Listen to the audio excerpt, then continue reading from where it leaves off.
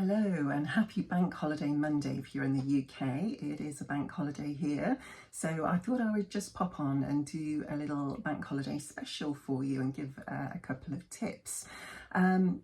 Just to give you a little bit of background as to why I'm giving you these tips. My background, to be honest, is quite varied. I'm quite old now, so I've done a fair few things in my career, from accountancy to consultancy to customer success. But sandwiched in between all of that, when my daughter was young, I came away from consultancy and project management because, as any of you who have gone down that route will know, the life of a consultant or project manager is pretty much one of travel. So you end up living out of a suitcase, traveling to clients all over the world. I spent my time all over the UK and quite a lot in Europe, a tiny bit of American travel as well. And it gets a bit tedious after a while. I think for those people who don't travel for their job, they probably think it's quite glamorous. It really isn't. You end up spending time away from your family, often on your own, which might sound quite appealing, but actually I'm a real extrovert and I love being with people and particularly spending time with my lovely family. So it got to a point where I felt like I was missing out on my daughter growing up. So I actually had 11 years where I did a management buy-in to a pre-existing business called First Impressions, and it was an image training business. So the backstory to it is that I trained with them as a bit of something nice to do while I was off on maternity leave, and I was always one of those friends where people would always come to me and ask me to help them to go shopping because I'd got a bit of an eye for colour and style and found it fascinating. So I was always more than happy to help my friends and family out with that. And I thought while I was off work, I would go and train to get some more skills so that actually it's something that I could do as a bit of a, part-time / hobby whilst my daughter was young. And then because I'd got a background in sort of training and consultancy, I got the option to join them as a trainer, which I did. And I took all my City and Guilds qualifications so that I could become a trainer for them. And then fast forward a couple of years, the couple that ran the business needed a bit more flexibility in their life with having parents that needed a bit more care. And so I took over, did a management buy-in to the business and took over the business. I think at that stage it was probably about 26, 27 years old. So it was a long established business, and we used to do training for people who wanted to be image professionals. So we train them in things like colour and style and cosmetics and wardrobe planning and personal shopping, all those fabulous things that actually are really useful when it comes to sewing. And I've just dropped a couple of little tips into my videos, and I had a lovely comment actually on my last video from somebody who said, that tip that you gave has absolutely blown my mind. So I thought I would just drop in a few more tips. Hopefully you'll find them useful. Obviously you can ignore them if you wish. I'm not one of those consultants, and I should say actually I sold the business just after lockdown.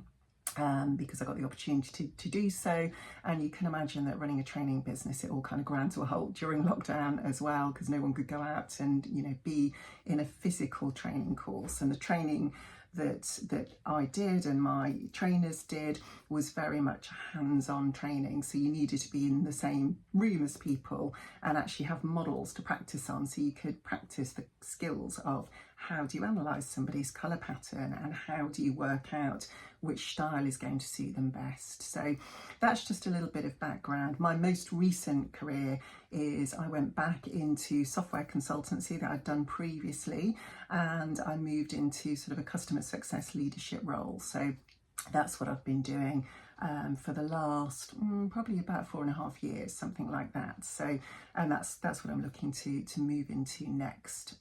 You might remember from my previous videos, I'm having a bit of a break over the summer, and it's been really good that I have actually with my mum being poorly. So it's given me lots of flexibility to support. So anyway, enough of the waffle. That's a bit of a backstory as to why I can give these tips. And I thought what I would do is I would share some tips around face shape and choosing colour styles to suit you, because it's one of those areas whenever we've given these tips in workshops or as part of the training, people have always said, actually, that's something I've not thought about at all in the slightest. So I hope that this will give you some tips. Obviously, if you're somebody who's really confident about your style choices, then you don't probably need this advice. But actually, if you're somebody who's unsure and you procrastinate and you wonder about which patterns to choose, which fabric patterns to choose as well, and also actually it works with style of jewellery as well. So I'll talk through the different face shapes and what to look out for, because it's quite an easy thing for me to share on video rather than being with you in person to demonstrate on body shape and what have you.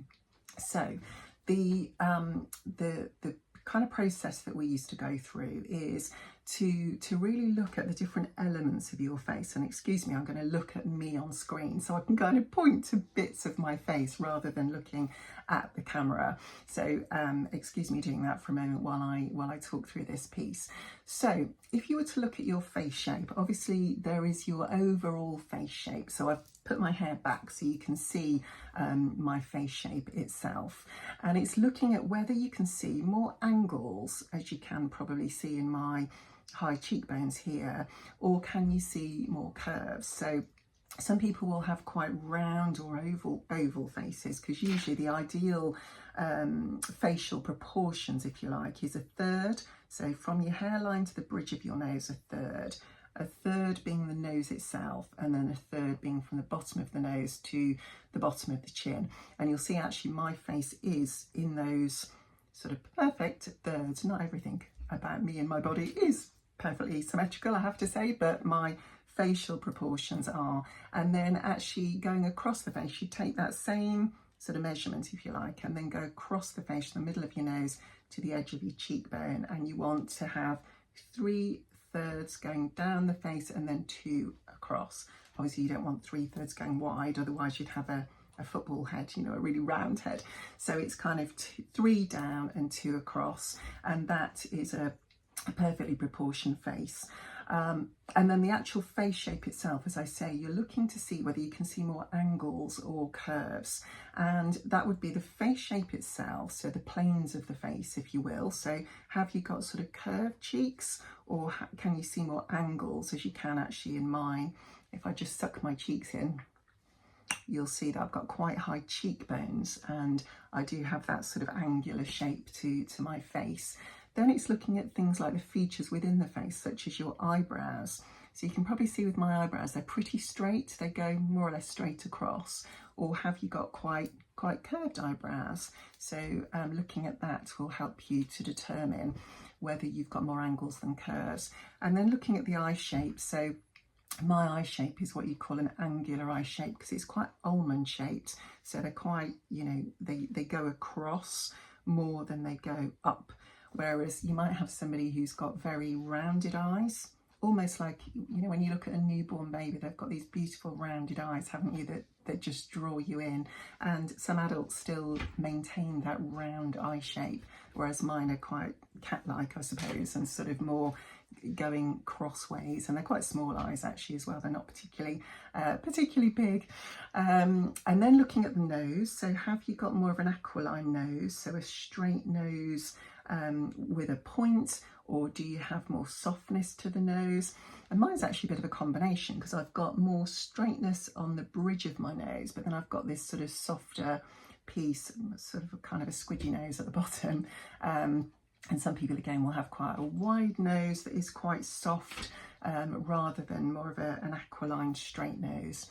And then it's looking at the lips as well. So if I just stop talking for a second, you'll see, it's hard to do, you'll see that mine are quite full lips. I haven't, by the way, had any aesthetics done. Everything on my face is all natural, so they are quite full lips. So from that, I've got a number of different combinations. I've got some angles, being my cheeks and my eyebrows and my eyes, and then I've got a combination in my nose, and my lips are quite full. So I've got what you would describe as a combination face shape. And what that means, I'll just go through the 3 different face shapes, and I'll talk about my own first because it's easier to be able to see visually, and then what I'll do is I'll pop some pictures in for the 2 other face shapes just to give you a visual to compare it to. So what that means is when you're selecting collar shapes and also jewellery, so the shape of jewellery, and also any accessories that you wear up near your face, so scarves, etc., and also hairstyles, and actually glasses as well. I'll show you my glasses. So I've got a couple of pairs. You probably see me wear a red pair. I've got my sort of purpley bluey pair on today, as they go more with what I'm wearing, and they are quite angular at the top but then curved at the bottom. So again, it's that combination shape that works, whereas if you're somebody who has more of an angular face, then a more angular pair of glasses will suit you.